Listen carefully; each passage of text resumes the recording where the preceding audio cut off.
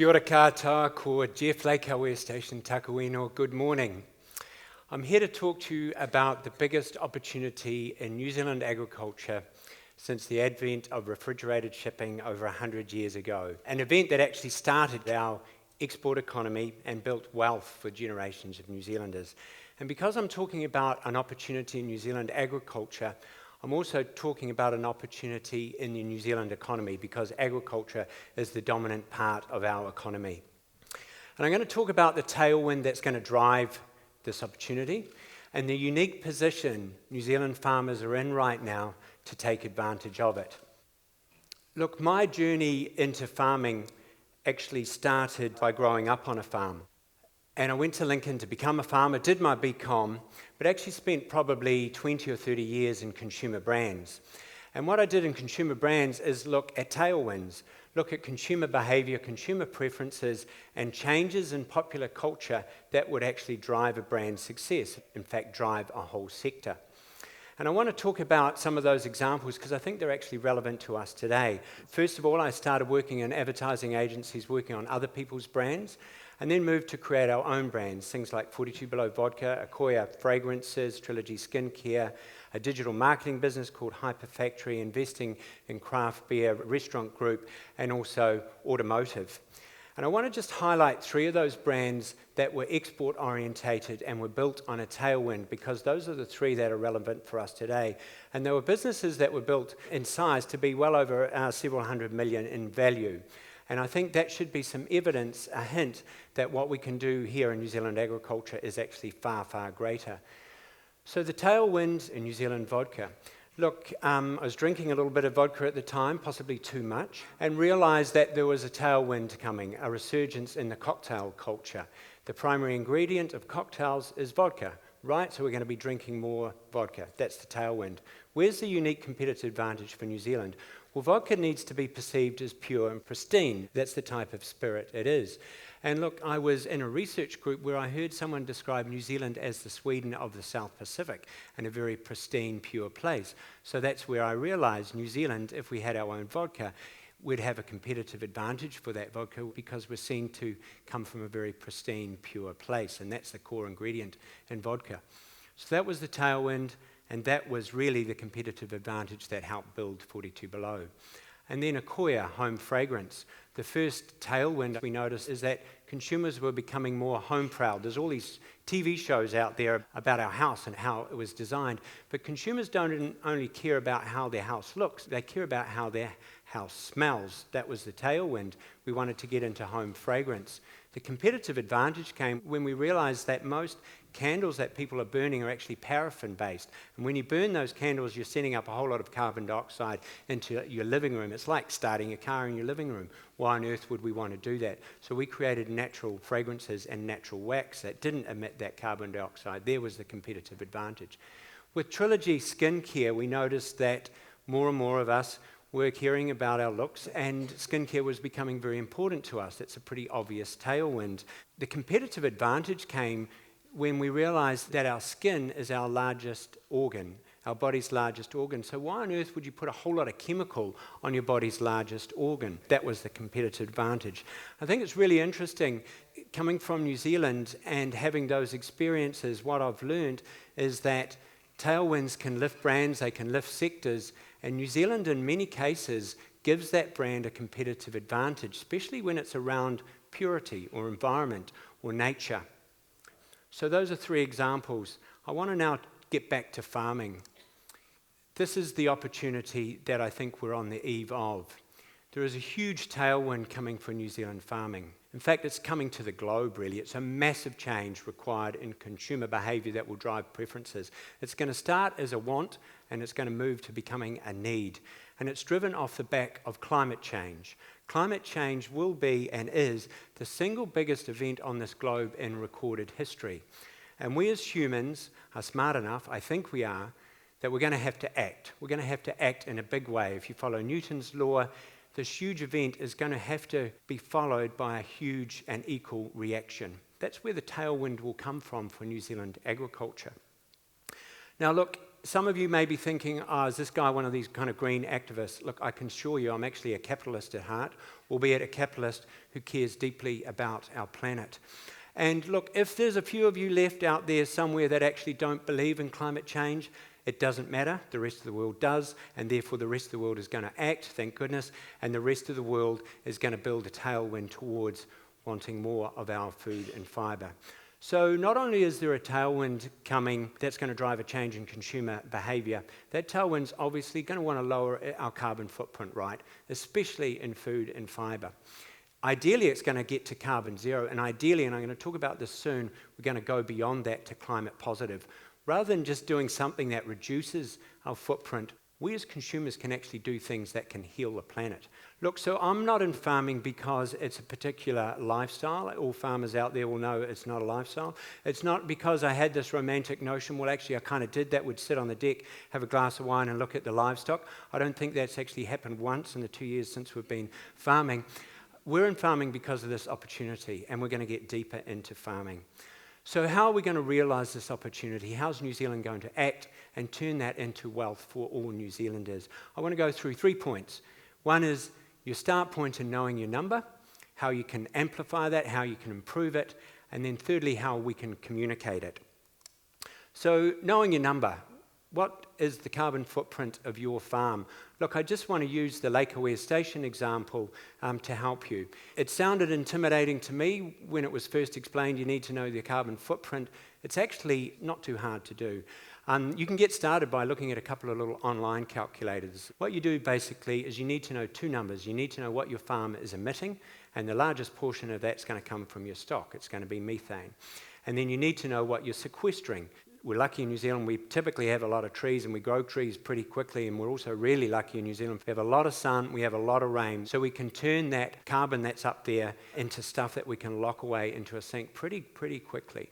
Our emission number first, we actually use a program called Overseer. We also use FarmIQ, so we were pretty easily able to calculate our numbers of stock. We've got around 10,000 merino, a couple of hundred cattle, and it's really simple to know what those livestock are emitting from a program like Overseer. There's also other emissions, things like tractor hours, fertiliser, travel to and from the station. Surprisingly, those are all relatively low. It's methane is typically your big number. So for us, our number was 2,500 tonnes of greenhouse gas equivalents. That's what we emit from Hawea Station. When I first heard that, I thought, oh no, that's a huge number, and it is.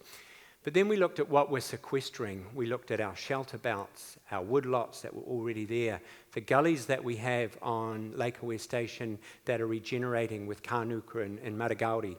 And we looked at the size of those land masses, and we looked at the trees that we've been planting. We've planted over 15,000 native trees on Hawea Station.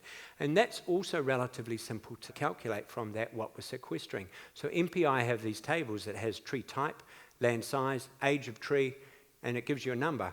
How much is that hectare of 4-year-old kānuka sequestering? And the number, fortunately for Hawea Station and sequestration, came out at 6,000. So we're sequestering twice as much as we're emitting. So in fact, we're climate positive. Now we're quite excited about that because we believe it does 2 things. It gives us a competitive advantage when we're dealing with offshore customers, and it can heal the planet, literally. Our activities every day are sequestering more carbon than we're emitting, therefore it's a healing activity for our planet. So that's step 1, know your number. Step 2, look, knowing your number is actually not enough. I think New Zealand does have a competitive advantage. We have our nose in front right now. I think in agriculture, when I first went to Lincoln around 30 years ago, I did believe, and I do believe, that we as farmers were pretty much more advanced than any other farming nation in the world. I think the gap's closed a lot, however, and I think this is a time where we can extend that lead. So I think to realise this competitive advantage, we can't be a nose in front. We've got to be at least a mile in front. And that's where we need to dial up our carbon position and make it, ideally, get to climate positive. Now, there's a whole bunch of ways we can do this. Some exist right now, some are coming down the pipe.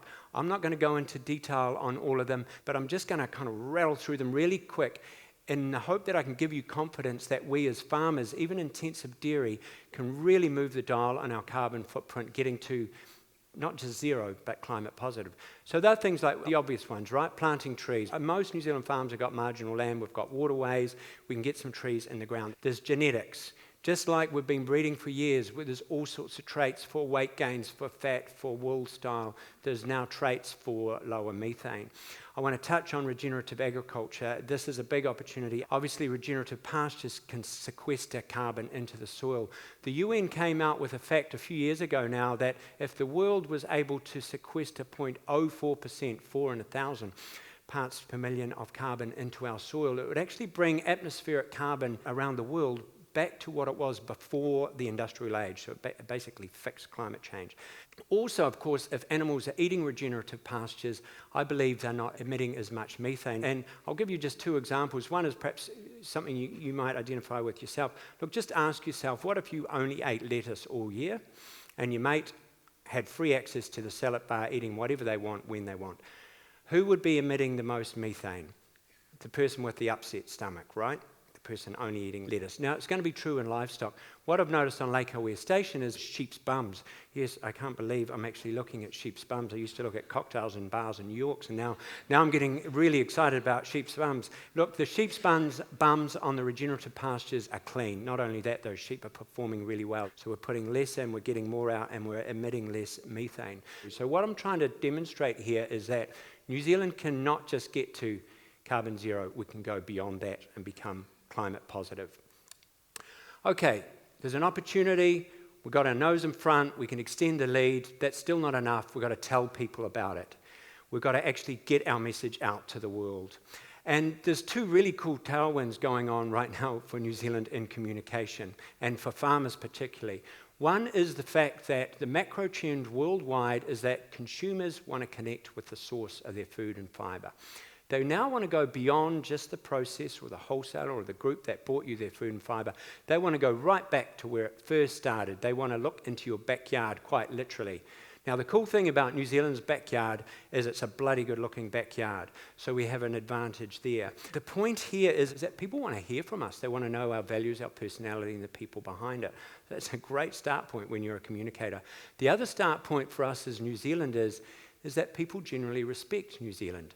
Look, I guess have been involved in marketing New Zealand for many, many years, and there is a respect for the people from New Zealand and our brand and our environment, and that's only been enhanced in the last year. One of the few upsides is COVID is that New Zealand's brand, our star, has continued to rise. So not only do people want to hear from us as farmers, their start point is pretty damn respectful. So we've got an opportunity to communicate. The great thing about the internet and social media is that we can do that much, much easier.